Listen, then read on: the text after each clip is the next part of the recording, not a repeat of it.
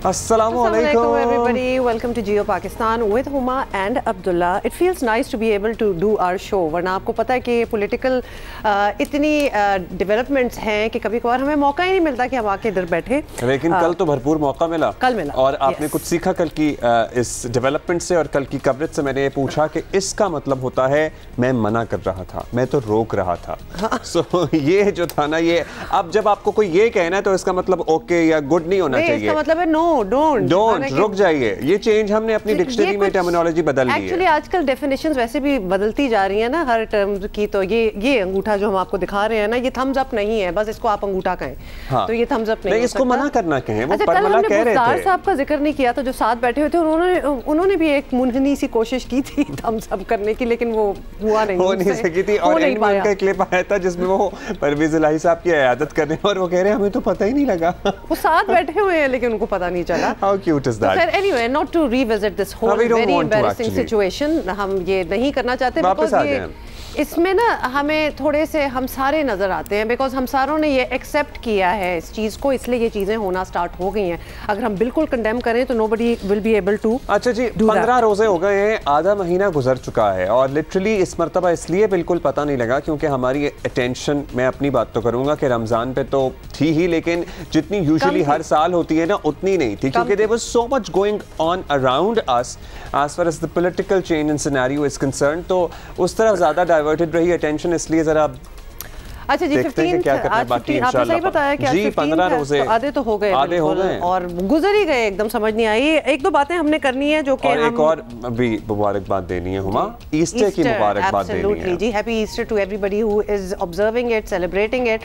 तो हमने कहा ये भी कर लें, और हमें पता तो था लेकिन आज हमारा स्टाफ भी थोड़ा सा कम हमें नजर आ रहा है, तो फिर कंफर्म हो गई ये बात। अच्छा जी, we have some guests waiting for us. शुरू करें या फिर आपने वो छुट्टी वाली बात अभी अगले घंटे में कर लेंगे? ठीक है, ओके। वी हैव आपकी ट्वीट्स हमें मिलती हैं और ये जो एक एक्स्ट्रा जो छुट्टी एक खाई गई है, हाँ, नए वजीर आजम ने आते ही 6 दिन उस एहतजाज में हम आपके साथ हैं, तो हम आपके साथ हैं। वैसे हम तो 7 डेज कर रहे हैं आजकल, but anyway, top stories of this our.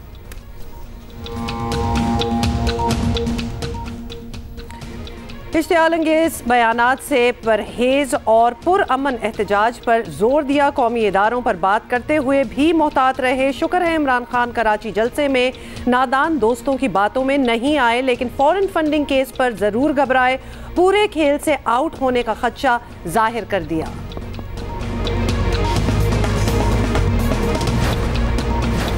नई हुकूमत को 1 हफ्ता हो गया, काबीना के नाम फाइनल हुए ना पेट्रोल सब्सिडी खत्म करने जैसे मुश्किल और ज़रूरी फैसले हो सके। लेटर गेट की तहकीकात का ऐलान तक महदूद। महंगाई में भी बड़ा कोई रिलीफ नज़र नहीं आया। अवाम सब्र करेंगे लेकिन ज़्यादा देर नहीं।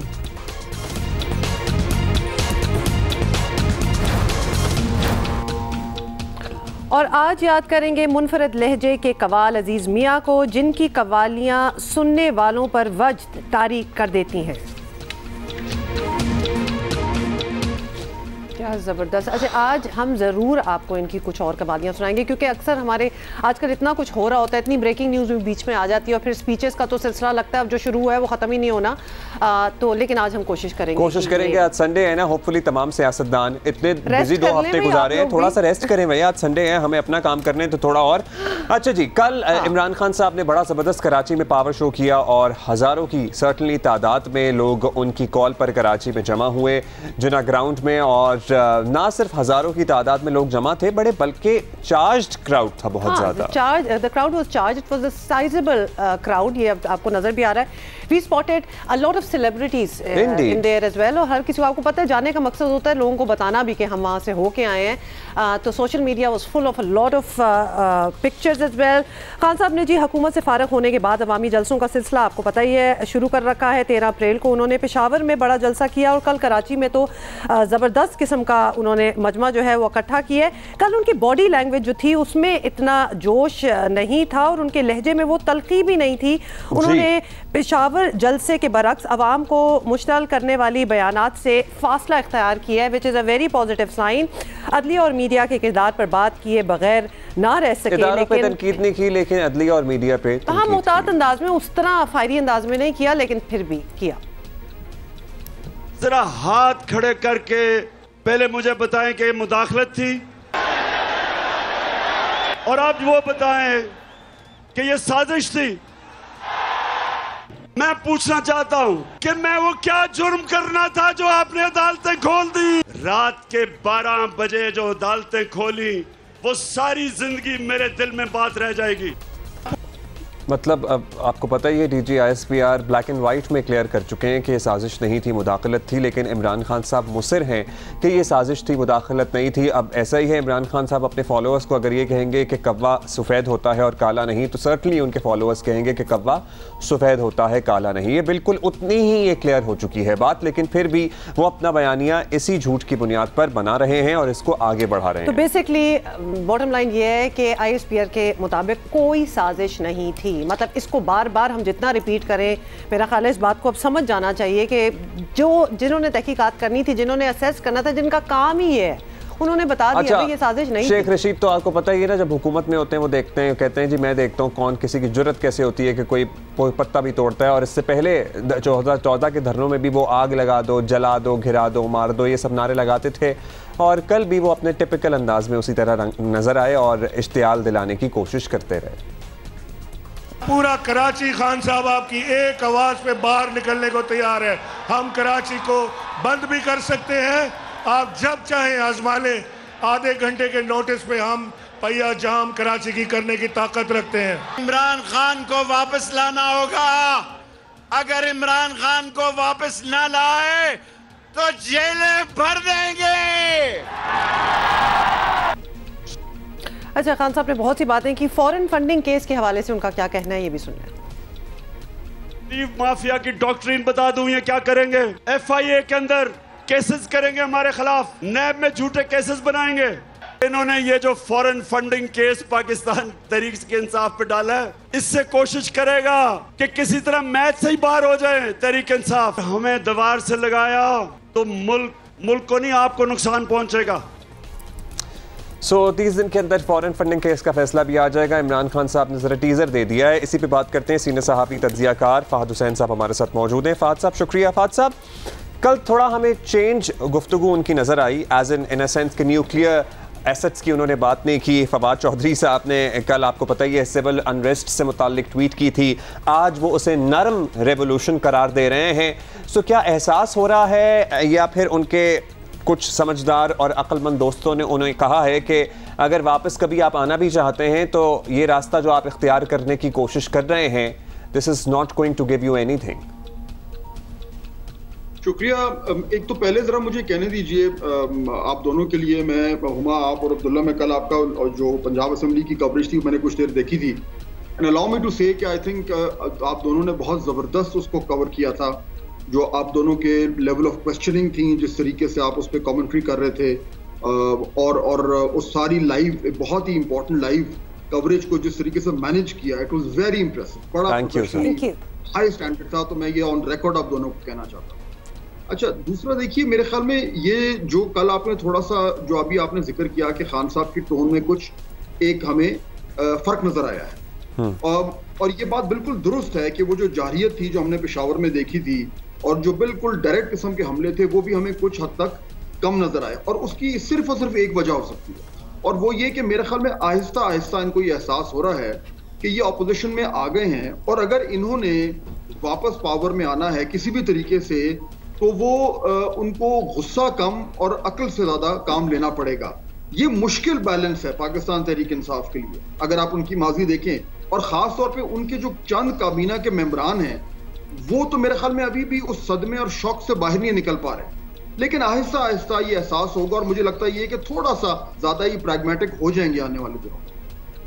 अच्छा फहद, ये ज़रूर बताइएगा कि कल उन्होंने बॉडी लैंग्वेज ज़रा उनकी डिफरेंट थी, साजिश वाली बात भी हुई, लेकिन एंटी अमेरिका सेंटिमेंट जो उनका है, ही मेक श्योर कि इसको बार बार दोहराया जाए, डिफरेंट तरीकों से दोहराया जाए, अपना और साजिश को ही दोहराया जाए। जी, वो मतलब बात तो फिर साजिश वाली ही बन जाती है। तो वो माने नहीं आए ISPR की एक्सप्लेनेशन को अभी तक कि मुदाखलत हो सकती है, साजिश नहीं थी। हाउ डेंजरस इज दिस कि उनके there are hundreds and thousands and millions of followers उनके, और वो बात बिल्कुल आंखें बंद करके ये मानते हैं। तो ये ट्रेंड आपको कैसा लग रहा है, जो एक आपको पता है हमेशा एंटी अमेरिका ट्रेंड जब पाकिस्तान में शुरू होता है तो उसके बड़े रिपरकशंस होते हैं? How do you see it unfolding? देखिए, इसमें ये बात तो बिल्कुल हुमा क्लियर है कि जो अभी आपने भी जिक्र किया कि इसमें तो आपको दो राय रह नहीं गई कि ये कोई साजिश नहीं। और ये आपने ISPR का जिक्र किया, मैं अगर उसको इस तरीके से फ्रेम कर दूं कि पाकिस्तान की फौज ने या एस्टैब्लिशमेंट ने या वो तमाम तर इदारे जिनका एक्चुअली जिस तरह आपने कहा कि काम है कि उन्होंने ये चीजें इस्टेब्लिश करनी है, यानी हुकूमत में भी अगर जो वजीर आजम ने भी अगर कोई चीज कंफर्म करानी है तो वो नहीं इदारों से कंफर्म कराएंगे। उन्होंने जब कह दिया है कि ऐसा कुछ नहीं है तो मेरे ख्याल में हम सबको ये मान लेना चाहिए। अब खान साहब और उनके सपोर्टर्स उसको माने ना माने ये उनका राइट है, लेकिन इसके जो कॉन्सिक्वेंसेज हैं वो बहुत खतरनाक है।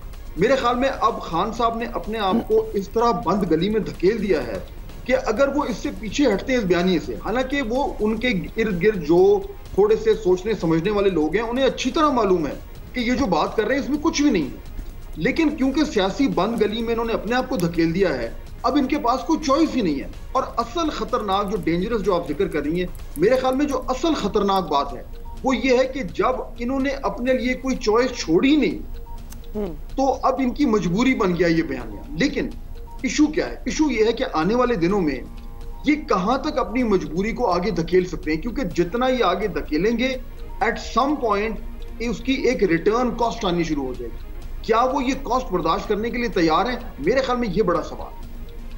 अच्छा फात साहब, अवाम ने रिस्पॉन्ड किया, सर्टनली उन्हें लग रहा है this strategy whatever he has thought of, या ये जो बयानियां और साजिश वाली स्ट्रैटेजी है ये उनके लिए अभी तो भरपूर अंदाज में काम कर रही है। मतलब thousands of people we are talking about are on streets when he is speaking.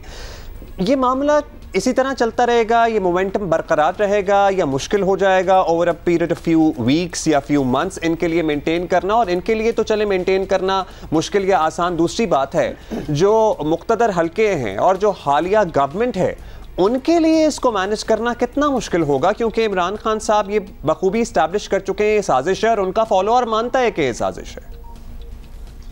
मेरे ख्याल में अब्दुल्ला, देखिए इसमें दो तीन बहुत ही अहम इसके फैक्टर्स हैं जो आपने जो नुक्ता उठाया।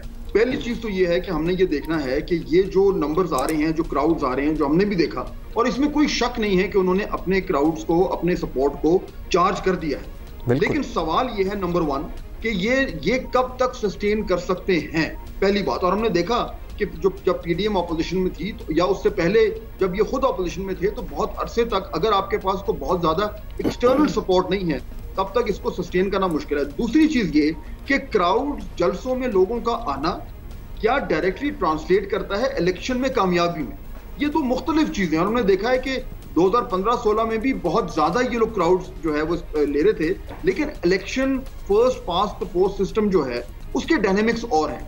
तीसरी चीज ये कि ये जो प्रेशर बिल्ड कर रहे हैं, इससे जो इस वक्त गवर्नमेंट है वो रिस्पॉन्ड कैसे करती है? अभी वो रिस्पॉन्स शुरू नहीं हुआ है क्योंकि काबीना भी नहीं बनी, वो सेटल डाउन भी नहीं हुए। लेकिन अगर एक काउंटर फोर्स शुरू होती है जो कि गवर्नमेंट कर सकती है, क्योंकि उसके पास आफ्टर ऑल इख्तियारात हैं, वसाइल हैं, तो फिर ये कहां तक प्रेशर बर्दाश्त कर सकेंगे? तो मेरे ख्याल में अगले चंद हफ्तों में ये क्लियर हो जाएगा कि ये बैलेंस किसकी तरफ टिल्ट कर। अच्छा फहद, खान साहब तो खान साहब हैं, उनके साथ जो उनके एडवाइज़र्स हैं, उनके क्लोजेस्ट करीबी जो एसोसिएट्स हैं, शीरीन मज़ारी की बात हो जाए, शेख रशीद की बात हो, शहबाज गिल की बात हो, फवाद चौधरी की बात हो, वो ज़रा ज़्यादा एंटेगनिस्टिक लगते हैं, गुस्सा उनमें भी बहुत ज़्यादा लगता है। खान साहब तो खान साहब हैं, लेकिन उनके इर्द गिर्द भी उनको शायद ठंडा होने देंगे नहीं। How do you see this? इसको किस तरह कंट्रोल किया जाए? क्योंकि अगर इश्तियाल अंगेजी की बात हो रही हो तो खान साहब ना भी कुछ कहें तो उनके इर्द गिर्द के लोग बहुत कुछ कहते हैं और वो खान साहब की बात ही मानी जाती है कि वो ही कह रहे होंगे। देखिए, अगर खान साहब ने क्योंकि इसी तरह के एडवाइजर्स की बात सुनते रहे हैं तो आज वो इस जगह पे मौजूद हैं कि वो वज़ीर आज़म के दफ्तर की बजाय आज कंटेनर पे हमें नजर आ रहे हैं। ये इसी तरह के लोगों की वजह से और इसी तरह के लोगों की एडवाइस सुनकर और मानकर खान साहब आज यहाँ पे मौजूद हैं। ये जो इस तरह के जो एडवाइजर्स हैं ये इस वक्त शौक में हैं और सदमे में हैं। इन्हें ये समझ नहीं आ रही कि ये इनके साथ हुआ क्या है। चुनाचे वो जो एक मुख्तलिफ स्टेजेस ऑफ ग्रीफ होता है जो आप सब मेरे से बेहतर जानते हैं, ये उन स्टेजेस में से गुजर रहे हैं और ये बड़ा खतरनाक टाइम होता है क्योंकि आप अपने जज्बात के मोहताज बने हुए होते हैं। you're hostage to your own emotions और उसमें फिर गड़बड़ी होती है। तो ये अभी गुस्सा गलत एडवाइस में ट्रांसलेट कर रहा है। मेरे ख्याल में खान साहब को जब हल्का सा जब उन्हें ये रियलाइज होगा कि ये अब असल में हकीकतन वो इक़्तिदार से बाहर आ गए हैं, तो आपको लगता है ये रियलाइजेशन आएगी? देखिए मेरे ख्याल में खान साहब जो है वो एक मैं ये समझता हूं कि उनकी एक प्रैक्टिकल साइड है और उन्हें अच्छी तरह मालूम है। चलिए होपफुली वो नजर आए। क्विकली फाद साहब, फॉरेन फंडिंग केस के बारे में उन्होंने पहले ही टीजर दे दिया। उन्होंने अगर फॉरेन फंडिंग केस का फैसला इनके खिलाफ आता है तो how do you see events unfolding? मतलब एक तरफ इमरान इस्माइल कहते हैं हम आधे घंटे में शहर बंद कर देंगे, एक तरफ शेख रशीद कहते हैं इदारों से कहता हूँ इमरान खान को वापस लें वरना पता नहीं क्या हो जाएगा, क्या कर देंगे। सो अभी तक उन्होंने ग्राउंड तो बनाना शुरू कर दिया है फॉरेन फंडिंग केस की। देखिए ये मेरे ख्याल में बड़ा सेफ थी, हम ये कह सकते हैं कि फॉरेन फंडिंग का जो भी केस है वो पीटीआई के खिलाफ ही आना, अभी तक तो ही लग रहा है। अब सवाल ये है कि वो जब खिलाफ आएगा तो उसमें किस तरह की प्यूनिटिव मेजर्स होंगे, ये हमें देखना है। मेरे ख्याल में मानना तो किसी ने है नहीं, जो जमात सुप्रीम कोर्ट के अहकामात नहीं मान रही उसने फॉरेन फंडिंग केस और इलेक्शन कमीशन को कहाँ मानना है। मेरे ख्याल में रिस्पॉन्स होगा, रिएक्शन होगा, लेकिन अगर गवर्नमेंट की तरह एक्ट करे और अपने कानून का निफाज जो है वो सही तरीके से करे तो मेरे ख्याल में जो थ्रेट्स आ रही हैं कि जी सिविल अनरेस्ट है, ये अनरियलिस्टिक है। ऐसी कोई बात नहीं है, चीजें मैनेज हो। बहुत शुक्रिया आपका, बहुत शुक्रिया Fahad Hussain for being with us and explaining, क्योंकि कंफ्यूजन भी बहुत है और फिर इतनी पोलराइज्ड हमारी सोसाइटी, इतनी डिविजन्स हो चुकी हैं कि हम आपस में भी जब बात कर रहे होते हैं तो कभी कभार इस तरह लगता है कि सुनने का और समझने का जो बर्दाश्त है वो थोड़ी सी कम होती जा रही है, which is sad. And I am talking about not कि आप सोशल मीडिया पे अगर थोड़ी सी आर्ग्यूमेंट हो रही हो तो आप अगले को जानते भी नहीं है, घरों में, दोस्तों के बीच में, कॉलीग्स के बीच में कुछ डिविजन्स जो है वो बड़ी स्ट्रॉन्ग डिविजन्स आ रही हैं। पॉलिटिक्स इज वन थिंग, लेकिन और चीज़ों पे इसको हावी नहीं होना चाहिए। रिलेशनशिप्स को ना अफेक्ट होने दें। ब्रेक के बाद मिलिए।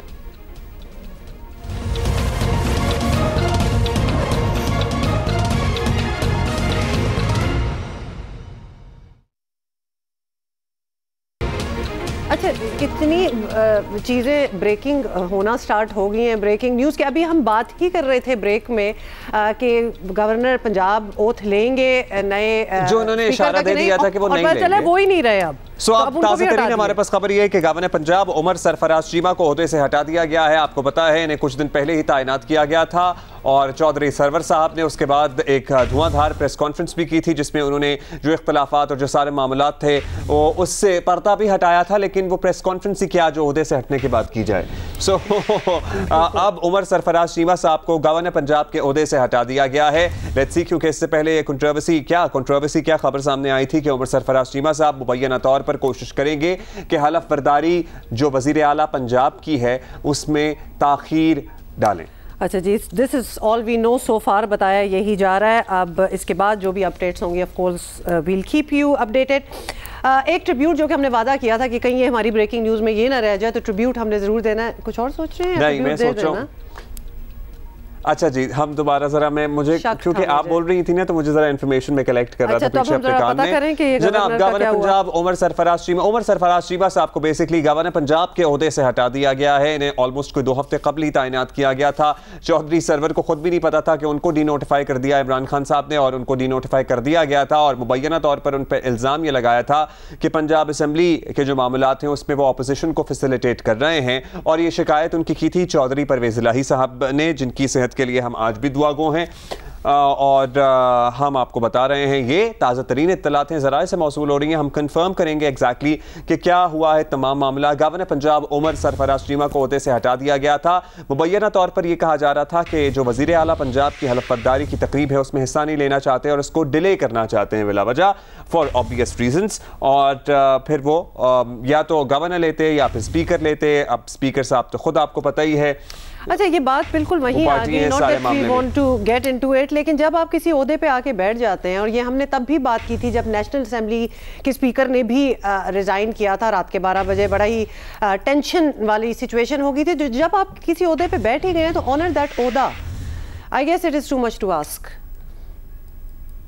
अच्छा, बतौर गवर्नर ये प्रेस कॉन्फ्रेंस करने आ गए हैं, लेकिन आई गेस इन्हें पता है कि नहीं पता कि इन्हें ओहदे से हटा दिया गया है, और ये गवर्नर हाउस में ही मौजूद है और सरकारी वसाइल का इस्तेमाल करते हुए इस वक्त प्रेस कॉन्फ्रेंस के लिए तैयार बैठे हुए हैं। आई वंडर, आई होप कि टीवी देख लें और इन्हें पता लग जाए और ये फिर गवर्नमेंट हाउस से बाहर जाके कहीं प्रेस कॉन्फ्रेंस करें। तो उनको जराए ने नहीं बताया कि आप हट गए कि जब इमरान खान साहब ने चौधरी सरवर को बताया था उनको भी नहीं पता था, उनको नहीं पता था, वो सो रहे थे, बिल्कुल उनको नहीं पता था। उसके बाद फिर उसके बाद जो प्रेस कॉन्फ्रेंस थी उसमें काफी गुस्से में भी थे कि उनके साथ ये हो गया है, उनको नहीं पता था। आई वंडर, इस वक्त आप हमें सोच के बताइए और लिख के बताइए @JioPakistan TV पे ट्वीट कीजिए हमें कि इस वक्त जो आप उमर सरफराज चीमा साहब को बराजमान देख रहे हैं, जो कि गवर्नर हाउस के ही बड़ा तारीखी है इमारत है सारी और इसका एक हॉल है जिससे हम सभी आशना हैं तकरीबन, वहीं पे बैठे हुए हैं और वहां पे तैयारी कर रहे हैं। बस प्रेस कॉन्फ्रेंस कुछ ही देर में शुरू करेंगे। इस वक्त इन्हें पता है व्हाट्सएप आपको लग रहा है आ गया है, मेरा ख्याल है फोन देख रहे हैं। मैंने तो जल्दी से ट्विटर खोल लिया कि क्या ये चीज अब जरा लोगों को पता है, क्योंकि ये जीशान बख्श हमारे साथ मौजूद हैं। जीशान बताइएगा, ये गवर्नर साहब को खुद भी पता है जो प्रेस कॉन्फ्रेंस करने के लिए तकरीबन तैयार बैठे हैं कि वो हट गए हैं ओहदे से? जी बिल्कुल, अब से चंद लम्हे कबल जब ये खबर आई थी कि वफाकी हुकूमत ने गवर्नर पंजाब उमर सरफराज चीमा को हटाने का फैसला किया है और इस हवाले से बाज़ाब्ता तौर पर सदर पाकिस्तान को उनकी समरी भेज दी गई है, तो इस हवाले से जब हमने उनसे अभी प्रेस कॉन्फ्रेंस से चंद लम्हे कबल पूछा तो उनका ये कहना था कि मुझे इस तरह बराह रास्त नहीं हटाया जा सकता, अभी सिर्फ और सिर्फ समरी इन्होंने मूव की है, इसके बाद सदर मुमलिकत के पास 15 दिन का वक्त होता है कि वो इस समरी पर फैसला करें। और इस पर उनका ये भी मौकफ था कि ये काम मुस्लिम लीग नून ने इसलिए किया है कि आज जो गवर्नर हाउस लाहौर में वज़ीर आला पंजाब हमजा शहबाज की हलफ बर्दारी की तकरीब थी, वो गवर्नर पंजाब उमर चीमा ने मौखर करवा दी थी, ये कहते हुए कि स्पीकर पंजाब असेंबली से उन्होंने जो इब्तदाई ब्रीफिंग ली है और असेंबली का रिकॉर्ड लिया है उसके मुताबिक आईनी टीम ने उनको इजाजत दी है कि अभी फौरी तौर पर पंजाब की नए वजीर आला की हल्फ बर्दारी की तकरीब न की जाए। गवर्नर पंजाब ने सदर मुमलिकत को आईनी टीम को सिफारिशात का जायजा लेने के लिए यहाँ से शुक्रिया। अभी आप हमारे साथ ही रहिए, लेकिन उमर सरफराज चीमा साहब प्रेस कॉन्फ्रेंस कर रहे हैं गवर्नर पंजाब। जमहूरियत तुझे बदनाम किया तेरे अपने ही दावेदारों ने। कल जिस तरीके से जो हंगामा आराई और तशद्दुद हुआ है मुअज़्ज़ज़ अरकान पार्लियामेंट, कल जिस तरीके से जो हंगामा आराई और तशद्दुद हुआ है मुअज़्ज़ज़ अरकान पार्लियामेंट के ऊपर पंजाब असम्बली के अंदर, मैं समझता हूँ वो इंतहाई शर्मनाक और अफसोसनाक है, जिसकी जितनी भी मज़म्मत की जाए कम है। क्योंकि एक जमात जिसकी तारीख रही है, जिन्होंने इदारों पे बाकायदा हमले करते रहे, अदालतों पे हमले करते रहे, इन्हीं लीडरों के चेलों ने 2 दिन पहले अफवाज पाकिस्तान के एक अफसर पे किस तरह से गुंडागर्दी और बदमाशी की, वो भी आपने देखा, मीडिया ने खुद दिखाया।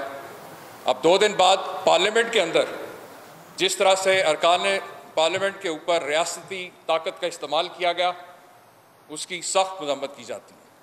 इसके साथ साथ मैं समझता हूँ कि जो ज़िम्मेदारान हैं उनको भी ये चीज़ देखनी चाहिए कि ये मामला किस तरफ जा रहे हैं और किन लोगों के हाथों में ये इक़्तिदार दिया जा रहा है। पार्लियामान का तक़द्दुस और आइन और कानून की बालादस्ती की पासदारी और उसे कायम रखना असम्बली के मेंबरान अरकान पार्लियामेंट की ज़िम्मेदारी और फ़र्ज़ है। क्योंकि मैं समझता हूँ कि किसी भी इदारे की क्रेडिबिलिटी का इन्हिसार और ज़िम्मेदारी जो है उसमें मौजूद ज़िम्मेदारान के ऊपर होता है। इदारों में बैठे हुए लोग जो हैं इदारों की साख और इज़्ज़त और वक़ार के मुहाफ़िज़ हैं। अगर वो इंडिविजुअल्स बैठ के ये चंद अशख़ास बैठ के ये सारा बैठ के खामोशी से ये तमाशा देखते रहेंगे कि आइन और कानून की किस तरह से धज्जियाँ उड़ाई जा रही हैं, किस तरह से गुंडागर्दी करके लोगों को हरासा किया जा रहा। जिस तरह से कल इलेक्शन हुआ है, मैं खुद एक पॉलिटिकल वर्कर हूँ, मैंने खुद इलेक्शन लड़ा है, आप लोगों ने कितनी दफ़ा कवर की है। ये इंतहाई एक गलत प्रेसिडेंट सेट होने जा रहा है कि कोई भी शख्स इलेक्शन वाले दिन पोलिंग डे के ऊपर, पोलिंग स्टेशन के ऊपर रियासती ताकत का इस्तेमाल करते हुए गुंडागर्दी के जरिए अपने मुखालफों को मार पीट के भगा दे, भागने पे मजबूर कर दे और फिर कहे कि जनाब मैं तो इलेक्शन धौंस धांधी से इस तरह के अगर इस तरह के इलेक्शन हमने करवाने। लिहाजा मैं ये समझता हूँ कि अगर वाकई मियाँ हमजा शहबाज के पास इतनी तादाद अरकान असेंबली की और इतने हमायती वोट मौजूद थे तो इस तरह से जो है इलेक्शन को कंट्रोवर्शियल नहीं बनाने की ज़रूरत थी, बल्कि जिसके पास अक्सरियत होती है उसकी कोशिश होती है कि वो तहम्मुल और तदब्बुर से जो है काम ले। लेकिन यहाँ पे आपने देखा, और मुझे ये पूरा ये यकीन होता जा रहा है कि जो हक़ाइक़ और शवाहिद मेरे सामने रखे गए, क्योंकि बहुत अरसे से आप लोग भी इस चीज़ पर निशानदेही कर रहे थे कि नून में से शीन निकालने की कोशिश की जा रही है, और वो हुई। और कल जिस तरह से हमजा शहबाज के पास अगर वाकई मौजूद थे तो ये किसने साजिश की, किसने, अगर वाकई इनके पास अक्सरियत थी तो जिस अंदाज से ये कंडक्ट किया गया ये तो टोटली कंट्रोवर्शियल हो गया इलेक्शन। और आप सब जानते हैं, यहीं इस कमरे में मैंने आप सब के सामने आईन पाकिस्तान के तहत मैंने एक हल्फ लिया था कि मैं आईन और कानून की पासदारी के लिए यहाँ पे अपनी जिम्मेदारी निभाऊंगा। आपके सामने कल जो आपने मीडिया में सारी चीज़ें दिखाई, तो मैंने सेक्रेटरी असेंबली से सारी रिपोर्ट मंगवाई। आज मुझे उसकी रिपोर्ट मुझे मौसूल हुई है, और मैंने अपने कहा आपसे, आप सबके साथ इस रिपोर्ट की कॉपी हम आपके साथ शेयर कर रहे हैं जो सेक्रेटरी असेंबली ने हमें भेजी है।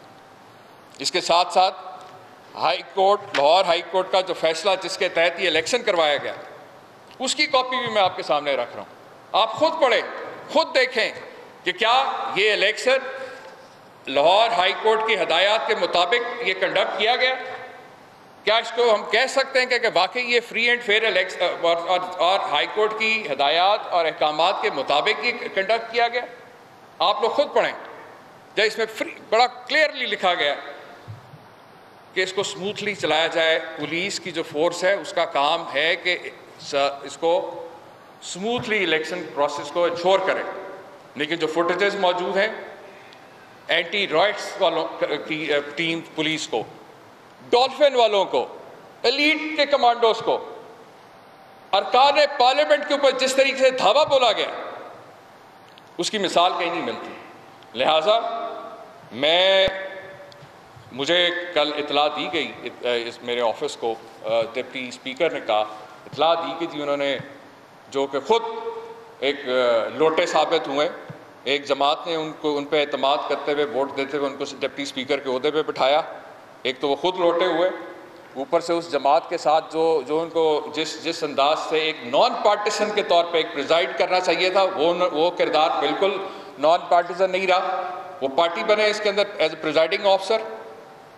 उन्होंने पुलिस के जोर बुलाकर सफ़ेद कपड़ों में गुंडों को बुला के पार्लियामेंट के फ्लोर के ऊपर, अरकान पार्लियामेंट के ऊपर ये सारा गुंडागर्दी की गई। और चौधरी परवेज़ इलाही साहब जो एक सीनियर पॉलिटिशियन है, और उन्होंने सारी ज़िंदगी बड़ी वज़ादारी के साथ, ख़ुसूसन मैंने पिछले 4 साल देखा, बड़ी वज़ादारी के साथ, बड़े बिला इम्तियाज़ उन्होंने पार्लियामेंट के जो हाउस को चलाया है।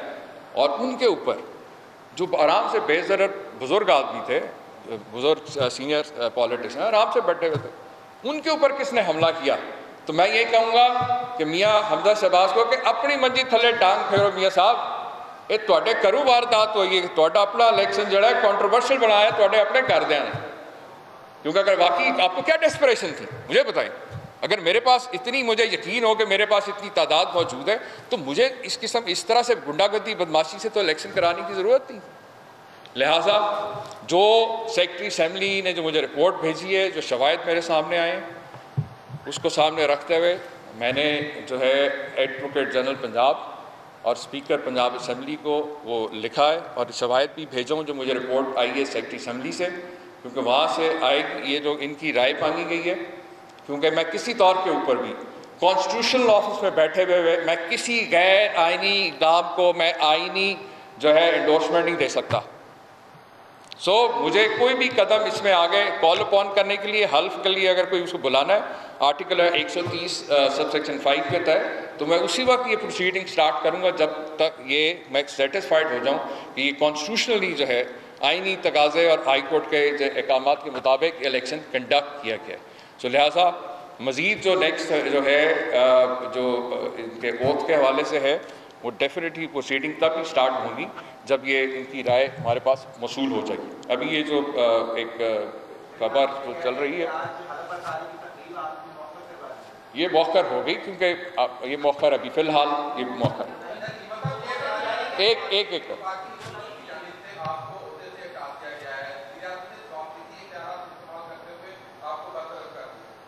नहीं, वज़ीर आज़म के पास इस तरह का कोई जवाबदेही इख्तियार नहीं है। उनका वो एक समरी भेजते हैं प्रेसिडेंट को, क्योंकि मैं इस ऑफिस में I am holding this office with the player of the president of Pakistan. जब तक सदर पाकिस्तान उसको नोटिफाई नहीं करते तब तक मैं ये ऑफिस होल्ड कर रहा हूँ। और मैंने आपके सामने रख दिया है कि ये किस तरह से एक्सपोज हुए हैं। और मैं बतौर एक पाकिस्तानी जो है, मैं आप सब से ये सवाल करना चाहता हूँ कि सबके लिए लम्हा फिक्रिया होना चाहिए।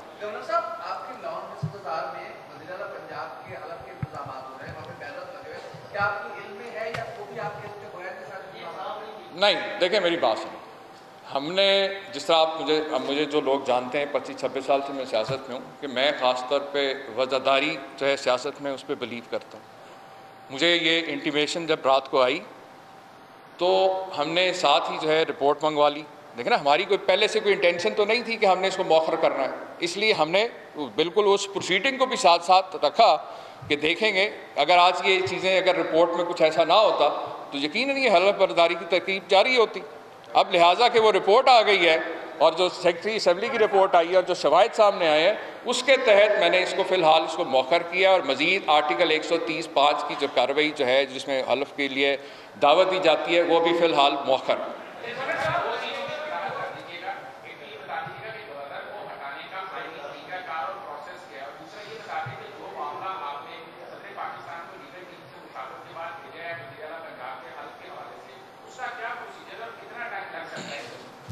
देखिए, सबसे पहले तो मैंने आपसे अर्ज़ की कि ये वज़ीर आज़म के पास अपना इख्तियार नहीं है, उनके पास इख्तियार है वो समरी भेजेंगे सदर को, सदर उसको नोटिफाई करें।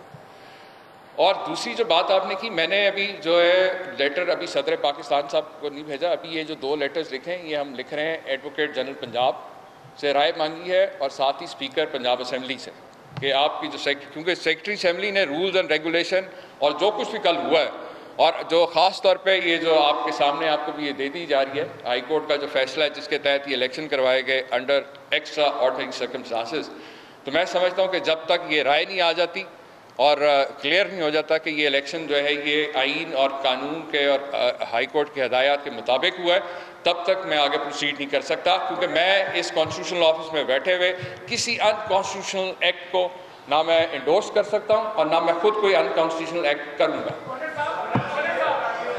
प्लीज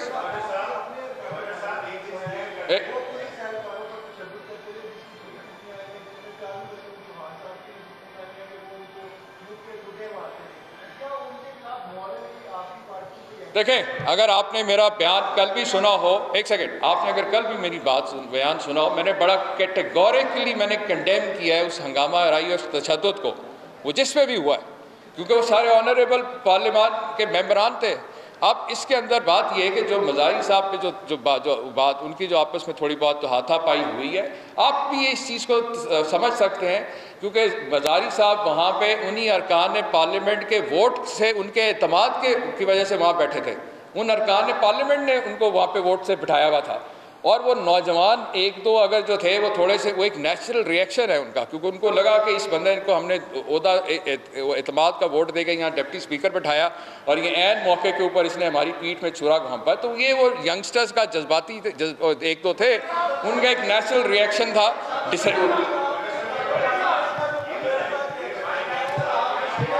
एक कर मैं यहाँ बैठा हूँ, आपके जवाब दूंगा, लेकिन अगर एक करेंगे तो मेरे तक सवाल भी ठीक से पहुँचे।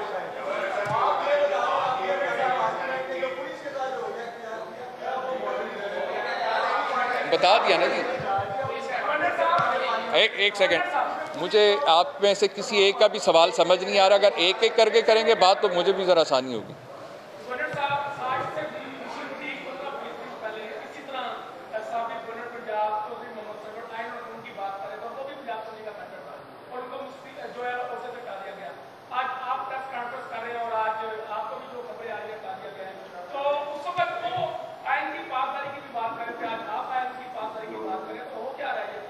वो ये रहा है जो मैंने आप सबको बताया और आपको जो रिपोर्ट्स दी हैं, आपको मैंने सेक्रेटरी असेंबली की भी रिपोर्ट दिखा दी है। कल जो कुछ हुआ है वो आप लोगों ने खुद कौम के सामने रखा है। कौम को फैसला कर रहा है कि हम किन लोगों के हाथों ये इक़्तिदार दिया जा रहा है या इस साजिश के तहत इक़्तिदार पे जो कब्जा करवाया गया है, ये वो लोग हैं जिनकी हिस्ट्री है मेमोगेट की, डॉन लीग्स की। ये वो लोग हैं जिन्होंने 2 दिन पहले मेरी अफवाज पाकिस्तान के अफसर को सड़क के ऊपर जो गुंडागर्दी बदमाशी उसके साथ की है। कल इन्होंने जो पार्लियामेंट के अंदर जो इन्होंने अरकान ने पार्लियामेंट के साथ बदमाशी की है, मैं ये सब पे वाज़ेह कर देना चाहता हूँ। ये न समझे कि ये हाथ हम पे आज उठ रहे हैं, इनके शर से कोई बचने वाला नहीं है और इनकी तारीख मौजूद है इन जमातों की और इन जो है ये अरकान, ये जो सियासी लीडर्स हैं।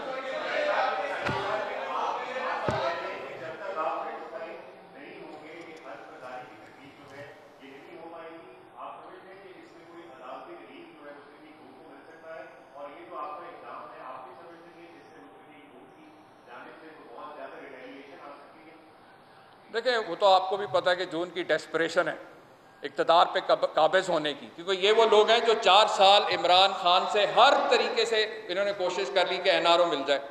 जब NRO नहीं मिला तो जो इनका पुराना वारदातियों का तरीक़ाकार है कि जिस तरह इन्होंने सरे महल के जो है वाजिद शमसुल हसन के तहत सारे सबूत गायब किए, इस वक्त भी यही हो रहा है। आपके सामने पहले दिन से ये क्या कर रहे हैं, किस तरह इन्होंने FIA और वो सारी फर्द जुर्म वाली जो सारी कार्रवाई इन्होंने रुकवाई।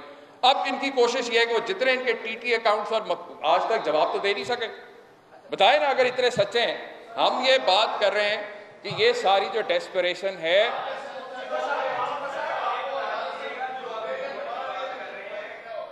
देखिए ये तो इख्तियार अदालत का और उनका है। मेरे इख्तियार में जो है वो ये है कि मैं ये आईनी होता जितने दिन जब तक मेरे पास है, मैं किसी गैर आईनी कदम को मैं ना इंडोर्स करूंगा और ना मैं खुद कोई गैर आईनी कदम उठाऊंगा। Thank you very much. Umar Sarfraz Cheema साहब प्रेस कॉन्फ्रेंस कर रहे हैं और वो ये कह रहे हैं कि जो कल डेप्यूटी स्पीकर दोस्त मज़ारी साहब के साथ हुआ वो तो नेचुरल रिएक्शन है और उसके बाद सारी गुंडागर्दी हुई। और साथ ही उन्होंने परवेज़ इलाही साहब के बारे में कहा कि वो एक बुज़ुर्ग आदमी है जो आराम से बैठा हुआ है। मतलब वो सारा कुछ आपके सामने ही है कि वो बुजुर्ग आदमी किस तरह से सारी सूरत हाल को डायरेक्ट कर रहे थे। दोबारा फुटेज हमने साथ लगा भी दी है ताकि वो बुजुर्ग आदमी सारी सूरत हाल को डायरेक्ट कर रहे थे और वो बुजुर्ग आदमी जो उमर सरफराज चीमा साहब के मुताबिक आराम से बैठे हुए थे, वो गैर मुतल्लिका अफराद को गैलरियां फलंगवा कर असेंबली हॉल में गुंडागर्दी के लिए दाखिल कर रहे थे और उसके बाद पुलिस वालों के और एंटी राइट फोर्स के एहलकारों की दुर्गत बनते हुए हमने फयाजुल हसन चौहान को लाते मारते हुए देखा है। सलाम है उन पुलिस वालों पे जो नहीं रिटेलिएट कर रहे थे। अच्छा, इनका ये भी कहना है कि डिप्टी स्पीकर जो है वो खुद लोटे साबित हुए। उमर सरफराज चीमा ने अभी अपनी प्रेस कॉन्फ्रेंस में कहा और साथ ये भी कहा कि अरकान पार्लियामेंट पर धावा बोला गया और इसकी माजी अब आप ये आपने देखी पिंक शर्ट में आप कह रही थी ना फयाजुल हसन चौहान कहाँ लाते मार रहे थे, ये देखिए ये पिंक शर्ट में वो है। अब ये पुलिस वाले को ठुड्डे मारेंगे। अब ये आप फैसला कर लें। ये जो ठुड्डे मार रहे हैं, जी ये ठुड्डे मारेंगे। ये जो आदमी है ये क्या कर रहा है। अब ये आप फैसला करिए कीजिएगा खुद कि इनकी जुबान ज्यादा तेज है या इनकी टांगे ज्यादा चुस्त है। और अवाम से जो लोग एटलीस्ट इस वक्त देख रहे हैं हमारा शो भी और जिन्होंने कल का ये सारी सिचुएशन देखी है, लोटे कौन लेके आया होगा। मतलब आप खुद ही सोच लें कि किसके फायदे में था कि इस वक्त लोटे लेके जाएं। स्पीकर का तो डेप्यूटी स्पीकर दोस्त मज़ारी के जो बाल खींचे जा रहे हैं वो नेचुरल रिएक्शन है। वो नौजवान है ना, तो नेचुरल रिएक्शन है। जिस तरह ये उमर चीमा साहब कह रहे थे, फिर परवेज़ इलाही का तो आपने बता ही दिया। वो कह रहे हैं वो बुजुर्ग आदमी और आराम से बैठे हुए थे, हालांकि वो सारी कार्रवाई को कंडक्ट करा रहे थे। खड़े हुए अपने हाथों को हिला हिला के डायरेक्शन दे रहे हैं और फिर जिनको डायरेक्शन दे रहे हैं वो फलांगते हुए आए हैं। तो ये सारी चीज़ें सामने हैं और मतलब वैसे कैसे इतनी डिटाई से इंसान झूठ बोल सकता है। मैं हैरान हूँ कभी कभी सियासतदानों को और सारे मतलब अपने मफादात के लिए सारे फैक्ट्स एंड फिगर्स को ट्विस्ट करते हैं। मतलब विजुअली चीजें मौजूद हैं, विजुअली चीजें मौजूद हैं। ये हम सुनी सुनाई घड़ी घड़ाई बातें नहीं कर रहे, ये फुटेज है जो हम चला रहे हैं साथ साथ। भाई हमने तो साथ साथ होते हुए कल देखी थी और हम आपके सामने सब कुछ रखा था कि क्या नजर आ रहा है और जो नजर आ रहा हो ना उससे आप हट नहीं सकते, because it's right there in front of you. साथ ही हमजा शहबाज के पास वोट पूरे थे तो इलेक्शन मुतनाज़ बनाने का क्या मकसद था। यही सवाल हमने परवेज़ इलाही साहब से भी पूछा था कल कि जब आप कहते हैं कि आपके पास सारे नंबर्स पूरे थे तो ये होने की क्या ज़रूरत थी। तो ये कोई साइड भी ये बात कर सकती है और भी बहुत कुछ कहा जो आपने सुना है। अभी हम एक ब्रेक के बाद हाजिर होते हैं। हेडलाइन ब्रेक है।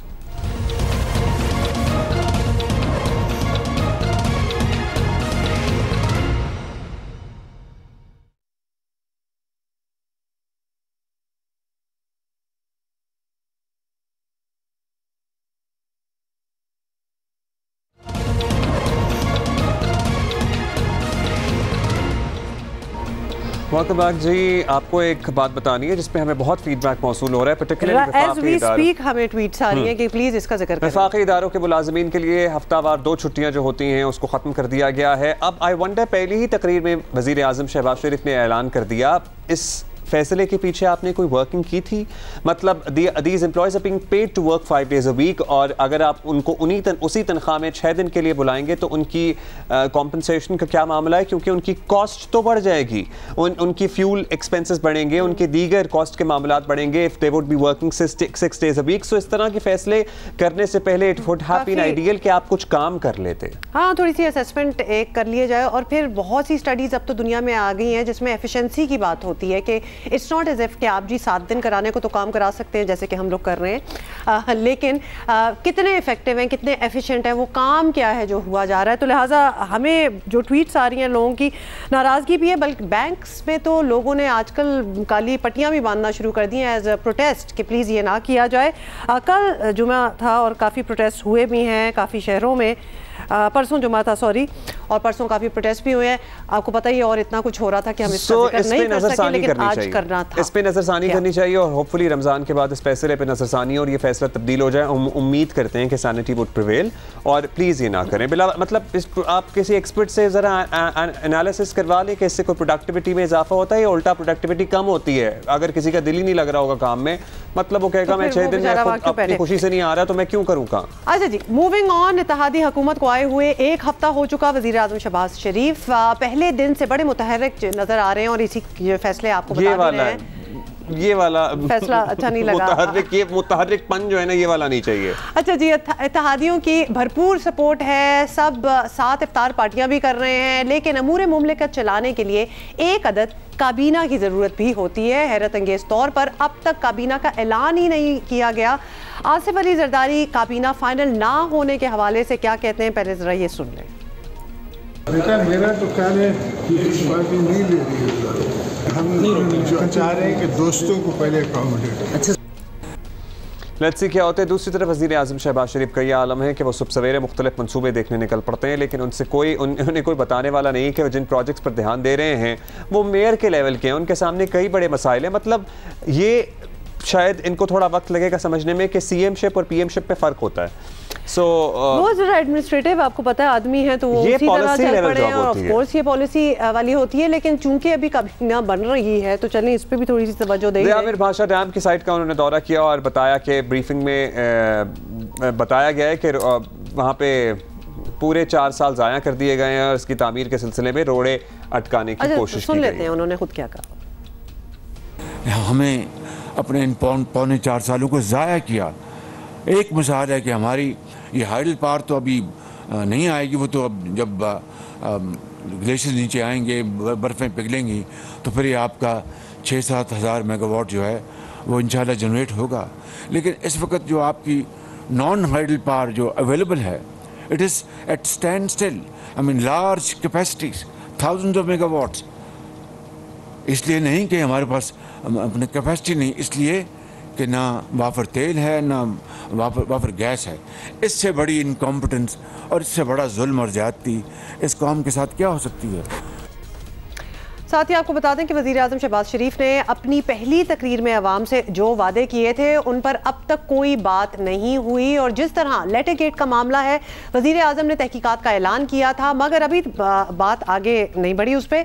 और इसके अलावा सियासी दबाव में पेट्रोल पर सब्सिडी ख़त्म करने का मुश्किल फ़ैसला भी नहीं किया गया। इक़्तिसादी माहिरीन कह चुके इतनी भारी सब्सिडी जारी रखना जो है वो खुदकुशी के मुतरादिफ है, तो लिहाजा बहुत सोचना पड़ेगा कि इन्होंने करना क्या है। लीगी अरकान की अक्सरियत सब्सिडी जारी रखने के खिलाफ है, लेकिन पेट्रोल महंगा होने के सियासी असरात भी उन्हें डरा रहे हैं। महंगाई में अब तक कोई बड़ा रिलीफ नज़र नहीं आया, अगरचे 1 हफ्ता कोई बड़ी इनकलाबी तब्दीली लाने के लिए वाकई बहुत कम है, लेकिन महंगाई से परेशान अवाम चाहते हैं कि उन्हें जल्द रिलीफ मिले और अवाम सब्र भी करेंगे, लेकिन आपको पता ही है कितनी देर सब्र कर लेंगे, तो लिहाजा कुछ फैसले जो हैं वो ले लेने चाहिए। अच्छा जी, इसी पे ज़रा बात करते हैं। सीनियर रहनुमा मुस्लिम लीग नून एहसन इकबाल साहब हमारे साथ मौजूद हैं। एहसन साहब बताइएगा, मतलब शहबाज शरीफ साहब खुद बड़े ज़बरदस्त एडमिनिस्ट्रेटर हैं, अपने आप को प्रूव भी कर चुके हैं, लेकिन ये ज़रा पॉलिसी लेवल जॉब है और फिर भी उन्हें एक अच्छी टीम की ज़रूरत है। वो अकेले तो सब कुछ नहीं कर सकते, तो टीम बनाने में, काबीना के अरकान फाइनल होने में क्या रुकावट है सर? देखिए, जैसा कि आपको पता है कि ये एक कोलिशन गवर्नमेंट है और इसके अंदर काफ़ी जमातें शामिल हैं, तो वज़ीर आज़म साहब जो कोलिशन पार्टनर्स हैं उनके साथ मुशावरत कर रहे हैं और वो अब तकरीबन मुकम्मल हो गई है और इंशाल्लाह आइंदा 1-2 रोज़ के अंदर आप काबीना को हल्फ उठाते हुए देखेंगे। अच्छा, आपका कहना है कि कुछ देर में ये हो जाएगा मामला। अच्छा, ये बताइएगा कि इत्तेहादी हुकूमत आने पर ये कहा जा रहा था कि आपने बहुत कुछ बहुत जल्दी ठीक करना है और इसलिए सियासी जो है वो फैसलों के बजाय आप वो बड़े फैसले कर सकते हैं जो मुल्क के लिए बेहतर हों। ऑब्वियसली एक्सपेक्टेशन भी यही है। तो पेट्रोल की कीमत बरकरार रखना तो ऐसा फैसला नहीं, क्या इमरान खान का इतना प्रेशर है कि इस माशी खुदकुशी वाली सब्सिडी पर आप कॉम्प्रोमाइज़ नहीं करेंगे, या क्या सोचा है कि करना क्या है? देखिए, जैसा कि आपने कहा कि इमरान खान साहब जाते हुए गैर जिम्मेदाराना फैसले कर गए हैं और जो उन्होंने सब्सिडी देने का ऐलान किया और पेट्रोल और डीजल की कीमत कम की और कौम को ये कहा कि हमें फालतू वसाइल मिले हैं जिनकी वजह से हम ये सब्सिडी दे रहे हैं। अब हमने जब आकर देखा और वजारत ख़जाना ने ये बताया कि कोई फालतू वसाइल नहीं थे, बल्कि इसके एवज हर 15 दिन तकरीबन 30 अरब से ज़्यादा माली खसारा हुकूमत को बर्दाश्त करना पड़ रहा है। तो हम कोशिश कर रहे हैं कि अवाम के ऊपर कम से कम बोझ इसलिए डालें कि पिछली हुकूमत जाते हुए बदतरीन महंगाई का भी बोझ अवाम पे लाद गई है। तो जहां एक तरफ हमारे सामने ये चैलेंज है कि हमने हुकूमत के मालियाती खसारे को काबू में रखना है, वहाँ ये भी चैलेंज है कि अवाम के ऊपर महंगाई के असरात को भी काबू में रखना है, क्योंकि उससे हर चीज़ की जो कुव्वत पैदावार है उसमें बहुत इजाफा हो जाता है। हम कोशिश कर रहे हैं कि मुल्क के अंदर जो वसाइल हैं उनको भी देखें और जो इस बोझ को अवाम की तरफ पास ऑन करना है उसे एक नागुज़ीर हालत में ही पास ऑन किया जाए। अगर हम इससे बच सकें तो बचने की हर मुमकिन कोशिश करेंगे, लेकिन जो रिफॉर्म्स हैं उनके ऊपर काम शुरू कर दिया गया है। जैसा कि आपने देखा, कौमी असम्बली ने स्पीकर के इंतखाब के फ़ौरन बाद एक इस इंतखाबी इस्लाहात के पार्लिमानी कमेटी के क़याम की मंजूरी दे दी है और स्पीकर को इख्तियार दिया है कि वो फिलफौर इंतखाबी इस्लाहात की तमाम पार्टियों की राय के साथ कमेटी तश्कील दें ताकि अगले आम इंतखाबात को आज़ादाना मुनसिफाना करने के एजेंडे पर हम काम कर सकें। अच्छा एहसन साहब, लास्टली ये बताइएगा कि ये जो लेटर गेट वाला मामला है, साजिश मुदाखलत, ऑल्दो डीजी ISPR क्लियर कर चुके हैं, स्टेट क्लियर कर चुका कि इस कोई साजिश नहीं थी, लेकिन इमरान खान साहब नहीं मानने को तैयार, कह रहे हैं इंक्वायरी करा लें, बना लें। सर जुडिशल कमीशन क्या मसला है? मतलब आप लोग इतने कॉन्फिडेंट हैं तो बनाना चाहिए, पहली फुर्सत में बनाएं जुडिशल कमीशन, इस पर क्या रुकावट आ रही है? देखिए, हुकूमत इस मरासले की मुकम्मल तहकीक करेगी और आपने देखा है कि DG ISPR ने अपनी प्रेस ब्रीफिंग में हुकूमत जो साबका थी उसके बयानिए को नफ़ी कर दिया है और वाज़े तौर पे कहा है कि किसी किस्म की उस मरासले में अंदरूनी साजिश या हुकूमत की तब्दीली की साजिश का कोई जिक्र नहीं है। न सिर्फ ये, बल्कि उन्होंने ये भी वाज़े किया है कि इमरान खान साहब जो अमरीकी फौजी अड्डों के हवाले से मुतालबे पर एब्सोल्युटली नॉट की बुनियाद बनाते हैं, अमेरिका ने कभी पाकिस्तान से फौजी अड्डे मांगे ही नहीं। तो अगर अमेरिका ने फौजी अड्डे नहीं मांगे तो ये एब्सोल्युटली नॉट तो फिर हवाई फायर ही था। और तीसरे, उन्होंने इस बात की भी तरदीद की है कि फौजी क़यादत की तरफ से किसी किस्म की वज़ीर आज़म को शराइत पेश की गई थी जो कि PTI की हुकूमत लोगों को गुमराह करने के लिए बयान कर रही थी। और उन्होंने वाज़े किया कि ये खुद हुकूमत ने कहा था कि वो अपोजिशन के साथ फौजी क़यादत उनका कोई मामला करा दे और कोई मुफाहमत करा दे जिसके लिए अपोजिशन जमातों ने रजामंदी नहीं दी। तो ये साफ जाहिर है कि ये हुकूमत जो निकली है ये सिर्फ झूठ बोल के अपने बयानिए बनाती है, लोगों को वरगलाती है, अवाम को कौमी इदारों के खिलाफ बदगुमान करती है और मुल्क के अंदर इंतशार पैदा करती है। सिर्फ वो अपना काम कर रहे हैं, आप अपना काम करें, आप इसकी इंक्वायरी कराएं, जल्द से जल्द मुकम्मल कराएं, चीफ जस्टिस की सरबराही में कमीशन बना दें, उसका टाइम फ्रेम रखें ताकि ये क्लियर हो जाए। ये बहुत ज़रूरी हो गया क्योंकि इसकी वजह से डिवीजन बहुत ज़्यादा होगी और फिर आपको पता है कि दूसरी पार्टी का एक बयानिया टोटल इसी पे बना हुआ है, तो इसकी क्लैरिटी होनी बहुत ज़रूरी है। एहसन इकबाल साहब बहुत बहुत शुक्रिया फॉर जॉइनिंग अस। अब कर लें वो ट्रिब्यूट जो कि मैं कह रही हूँ कि प्लीज़ हमें कोई ये ट्रिब्यूट करने दे। होपफुली कोई ब्रेकिंग नहीं आएगी। सिर्फ जल्दी से बता दें जी, आज ऐसी शख्सियत को हम याद कर रहे हैं जो कि कवाली में अपना एक मुनफरद नाम है उनका।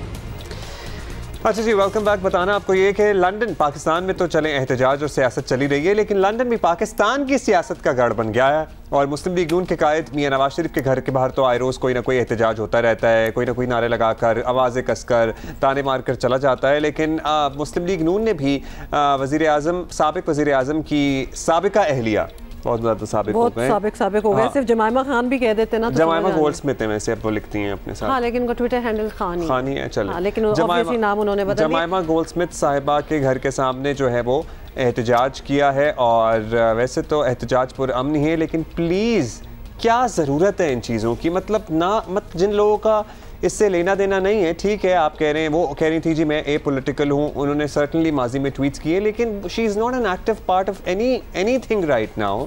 She is not even a part of anything right now. Not only that, वो ट्विटर पे बड़ी एक्टिव हैं, सोशल मीडिया पे, और वो लोगों को इम्प्लोर भी कर रही है, बता भी रही है कि भाई मेरा कोई लेना देना नहीं है इस चीज़ के साथ, मेरे बेटों का कोई लेना देना नहीं है, तो क्यों आप मेरे घर के बारे में। और सच बात तो ये तय है कि खान साहब जमाइमा के बाद 2 शादियां और कर चुके हैं, तो वाई जमाइमा, ये लोगों को वो ही क्यों याद आती है? May be it's just convenient कि जी लंदन में है और चूंकि नवाज शरीफ साहब भी लंदन में है तो वहाँ उनके यहाँ हो रहा है, तो इधर भी किसी को तो करना है तंग, तो जमाइमा कोई कर लो।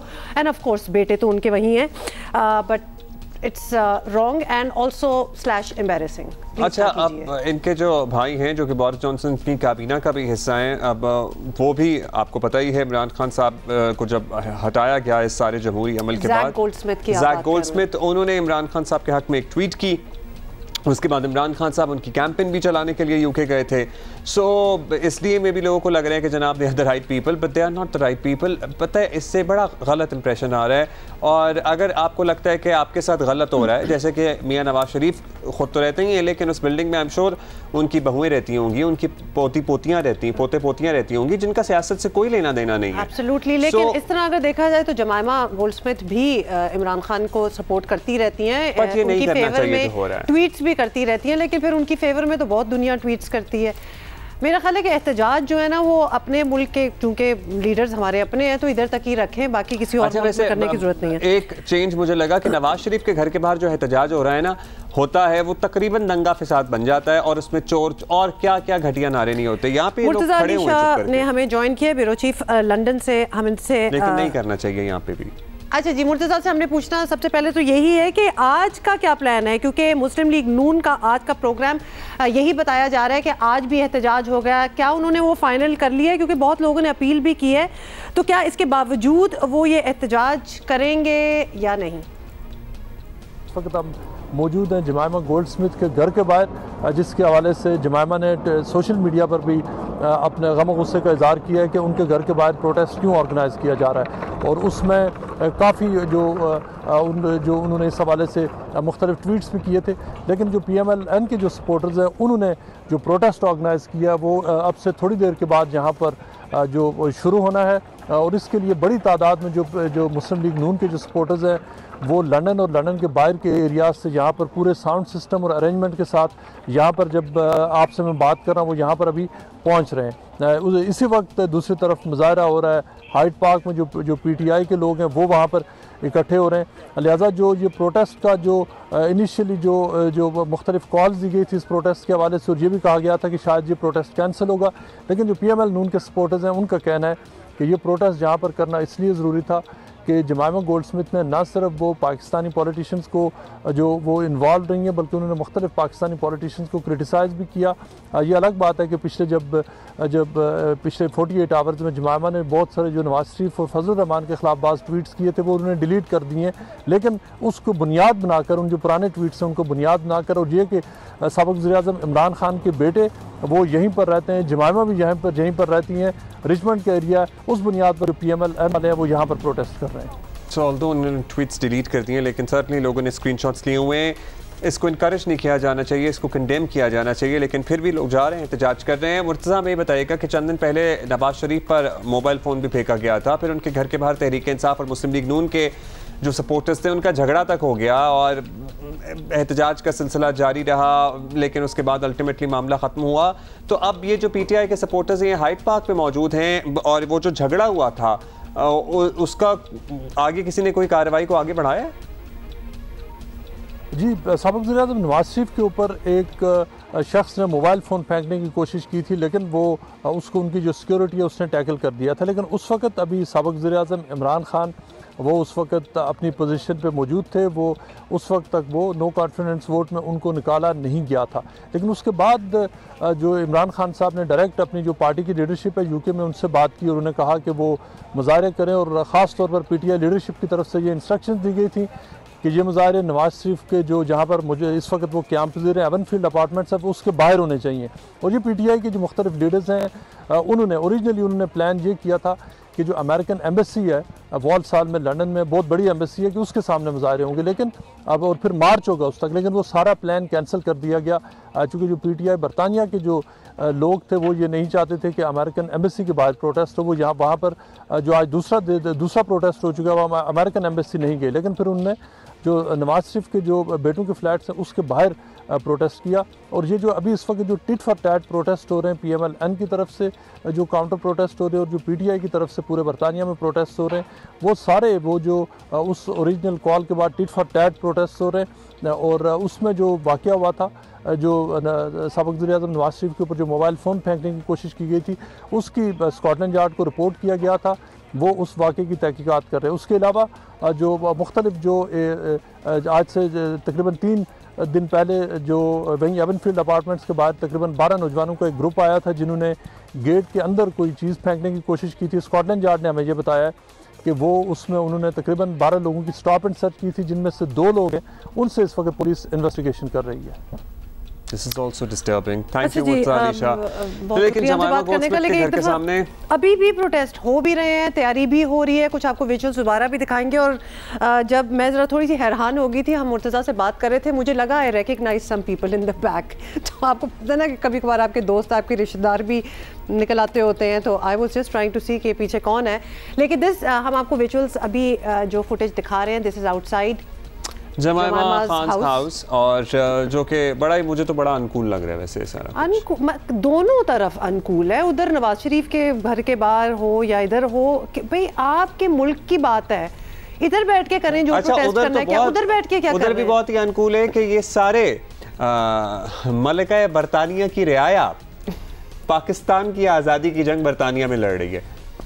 अच्छा, सबसे मज़े की बात है आजकल ये, क्योंकि ये अमेरिकन साजिश और ये इस किस्म की बातें हो रही हैं, तो हमारे बड़े दोस्त हैं जो कि ट्राइंग फॉर अमेरिकन नेशनलिटी इस वक्त हैं और वीज़ा लगवाने के लिए भी कहते रहते हैं कि अगर कोई अप्रोच है तो कर दें, और वो भी इस बात पे बिल्कुल अटल हैं कि जी साजिश हुई है। मतलब आप डिसाइड कर लें कि आप किस तरफ हैं।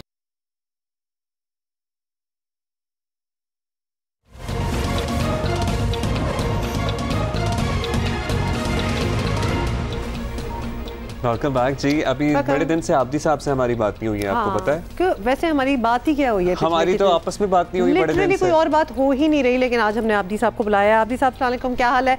आब्दी साहब, शहबाज शरीफ ने ऑब्वियसली वज़ीर आज़म की हैसियत से अपना हल्फ जो है वो उठा लिया है, बेशक बड़े उनके पास चैलेंजेस हैं बहुत से, मगर हम सब जानते हैं कि तालीम का शोबा बहुत ज़्यादा मुश्किलात का शिकार है। तो आपके ख्याल में वो कौन से मसाइल हैं, अगर आप कुछ पॉइंट आउट कर दें, जिनको फौरी तौर पे जिनको हल करने की ज़रूरत है? पहली चीज़ तो यही है कि जो हमने एक प्रोग्राम के तहत जो हमारे पेंडेमिक लर्निंग लॉसेस हुए थे लॉकडाउन्स की वजह से, और उसमें हमने एक प्रोग्राम बनाया था जो हम उसको आगे लेके चल रहे थे, उसको रिव्यू कर रहे थे कि जो लर्निंग लॉसेस हैं इसको किस तरह हम कवर अप कर सकें और किस तरह इसका अजाला किया जा सके। उसके बाद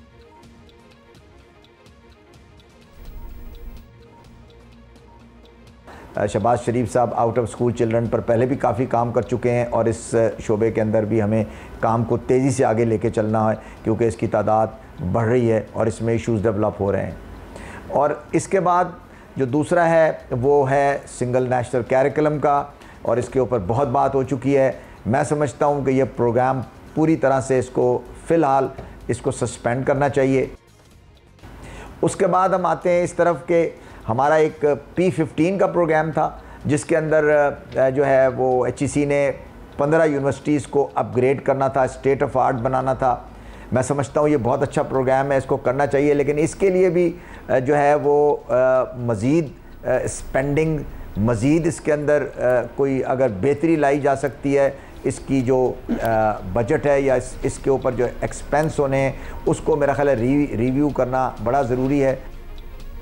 बहुत शुक्रिया अब्दी साहब, थैंक यू। कुछ पॉइंट्स आपने दे दिए हैं। होपफुली मतलब अभी तो काबीना तय हो जाए, उसके बाद डिफरेंट चीज़ों पे तवज्जो, वैसे तवज्जो तो देनी ही है लेकिन बहुत लंबा टाइम नहीं है, मतलब 7 से इलेक्शन के लिए। असल मकसद तो इस हुकूमत का इलेक्शन कराना है, इसलिए अगर काबीना जो है कैबिनेट जो कर भी रहे हैं तो उसको अगर छोटा सा ही रखा जाए क्योंकि इतना लॉन्ग ड्रॉन तो हो नहीं सकता, इलेक्शन तो हो ही जाने हैं।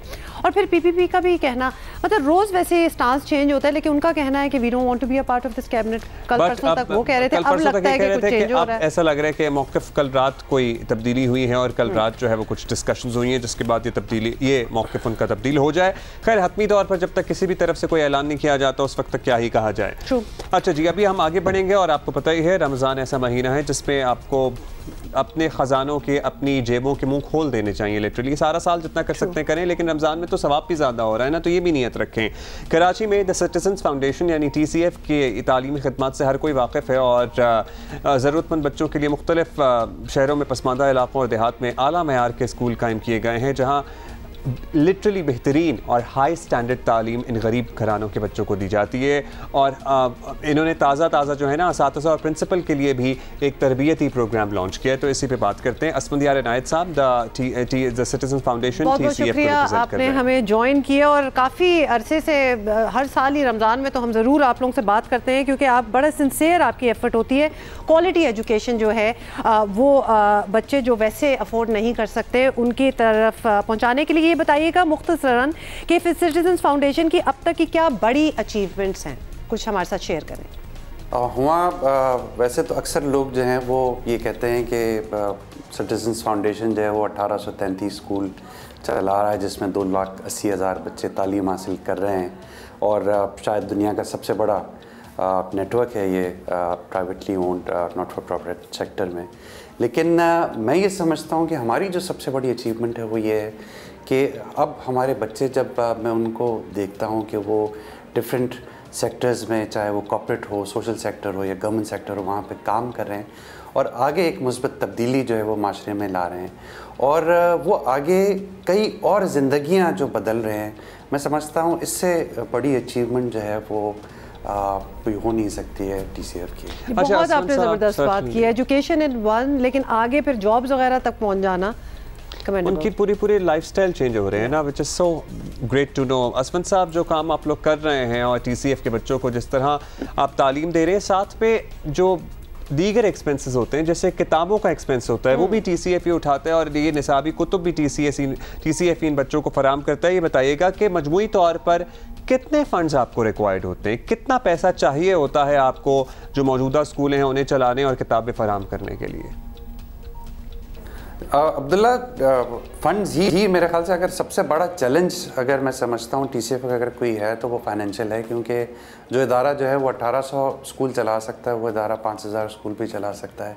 इट्स जस्ट दैट कि फाइनेंशियल जो वो है वो हमें जितने ज़्यादा मिलें उतना कम है। ये बात अक्सर लोग नहीं जानते कि तालीम के ऊपर जो है वो ज़कात दी जा सकती है और इस साल मेरा जो ख्वाहिश होगी और मेरी रिकमेंडेशन होगी कि इस साल ज़्यादा से ज़्यादा आप लोग जो है वो अपनी ज़कात जो है वो तालीम के लिए दें। और मैं इस बात की आपको गारंटी देता हूँ कि अगर हम हर साल तालीम पे ज़्यादा से ज़्यादा ज़कात देंगे तो आने वाले सालों में कम से कम पाकिस्तान के लिए आपको ज़कात की ज़रूरत नहीं होगी। तालीम जो है वो इंसान को ख़ुद मुख्तार बना देती है और वो आगे हमारे जो बच्चे हैं वो कई लोगों की मदद कर रहे होते हैं। सो ये महीना, ये साल अपनी ज़कात तालीम पे दें ज़्यादा से ज़्यादा। अच्छा इस्फंदर यार, ये भी बताइएगा कि TCF का इल्म और आगाही प्रोग्राम 2005 से शहरी और देही इलाकों में ख़ास तौर पे ख़वातीन को तालीम दे रहा है इस प्रोग्राम के तहत। तो चूँकि हमारे माशरे में एक अलमिया ये है कि अक्सर ख़वातीन में कि बहुत सी वजूहात होती हैं, वो अपनी तालीम जो है वो मुकम्मल नहीं कर सकती। बहुत सी लड़कियां तो एजुकेशन की तरफ सोच भी नहीं सकती, जा भी नहीं सकती। तो इसको बदलने के लिए अच्छा प्रोग्राम है, और क्या क्या आप लोग कर रहे हैं? हुमा, ये आपको जान के खुशी होगी कि TCF जो है वो जो 2,80,000 बच्चे यहाँ पे तालीम हासिल कर रहे हैं उनमें 50% जो हैं वो लड़कियां हैं जो तालीम हासिल कर रही हैं। And we are the largest female employers in Pakistan. So 19,000 employees में से 15,000 जो एम्प्लॉयज़ हैं वो हमारी ख़वातीन हैं। सो विमेन एम्पावरमेंट तो कर ही रहा है TCF। So as long as आप चाहे देही इलाका कितना ही रिमोट इलाका क्यों ना हो, as long as if you are able to provide safe and secured environment over there, आप एक क्वालिटी एजुकेशन वहाँ पे प्रोवाइड कर सकते हैं। आप जो है स्कूल करीब कम्युनिटी के जो है वो बना सकते हैं और अफोर्डेबल एजुकेशन अगर प्रोवाइड कर सकते हैं। हमें कहीं भी किसी भी इलाके में किसी किस्म की कोई दुश्वारी जो है वो नहीं हुई। वालिदैन भेजना चाहते हैं, इट्स अ मिथ कि पेरेंट्स जो हैं वो नहीं भेजना चाहते। अगर ये फैसिलिटीज़ आप प्रोवाइड कर दें आपको बहुत हेल्दी इन्वायरमेंट मिलेगी, चाहे कितने ही मार्जिनलाइज कम्युनिटी ने वो स्कूल। बहुत शुक्रिया आपका इस्फंदियार साहब। TCF पे आप दिल खोल कर डोनेट कर सकते हैं। और जाते जाते एक बात, do not let your political affiliations affect your personal relationships. See you tomorrow.